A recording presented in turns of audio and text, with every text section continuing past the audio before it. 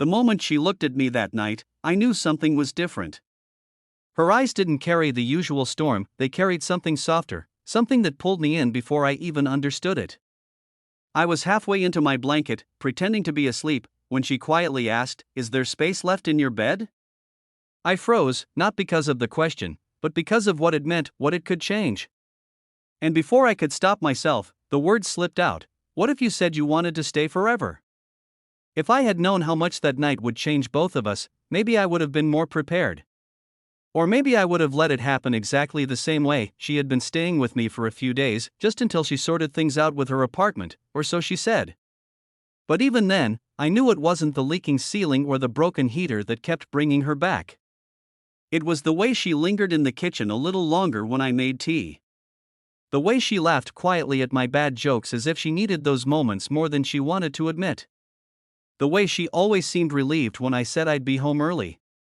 That night, though, something in her had cracked open when she walked into my room. She wasn't carrying her usual shield of strength.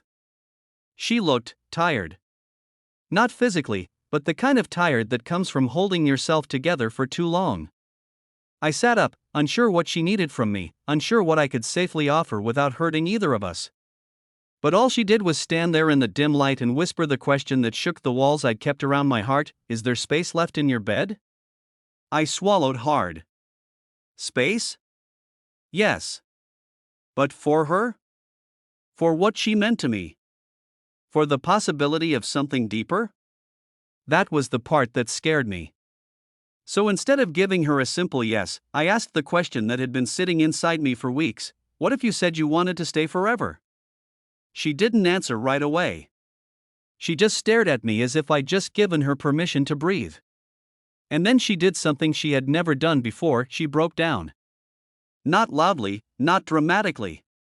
Just a quiet crumble, like someone who had been strong for everyone else and finally found a moment where she didn't have to be. She climbed into the bed slowly, as if she was afraid the whole moment might disappear if she moved too fast.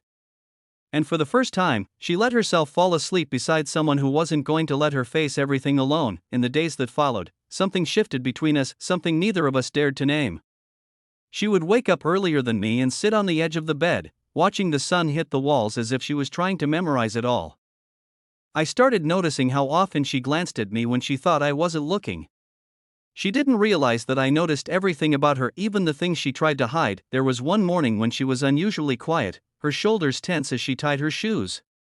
When I asked what was wrong, she gave me the short version of the truth. "My ex came by my place today," she said. "He said he wants me back." The words hit me harder than I expected. I didn't know much about him, but I knew one thing: whatever he gave her, it wasn't peace. She avoided my eyes, but I stepped closer anyway. "And what do you want?" She hesitated. "I don't know." I nodded, even though the answer stung. But the truth came out of her later that night when she returned, eyes red from tears she'd tried to hide. "I told him no," she whispered. "I didn't want to go backwards. Not when I'm finally starting to feel safe." When she said safe, she looked directly at me, as if the word belonged to me. That night, she didn't need to ask if there was space in my bed. She simply walked in, lifted the blanket, and slipped beside me.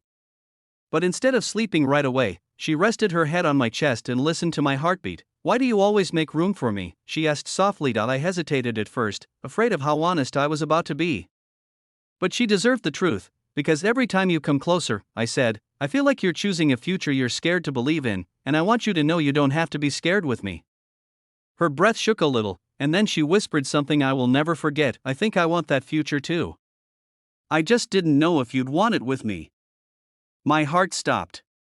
All the moments, all the hints, all the quiet nights where I hoped she'd choose something more with me, they finally made sense.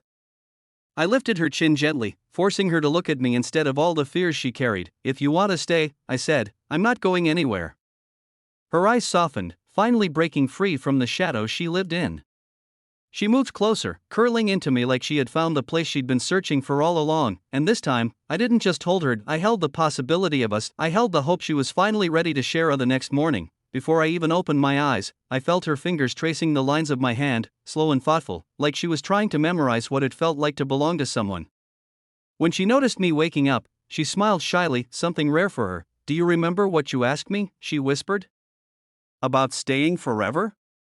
I nodded. She took a breath, steady and brave, I think. I'm ready to say yes. My chest tightened, not with fear, but with everything I'd been holding back. I reached for her hand, squeezing it as if to seal the promise she had just made. Her life wasn't suddenly perfect. Mine wasn't either. But that morning, there was something new between us, something stronger than fear, stronger than the past, stronger than all the reasons we once used to keep our distance. There was a future. A real one, and this time, she wasn't asking if there was space left in my bed, she was asking if there was space left in my life, and there always had been, she just finally saw it.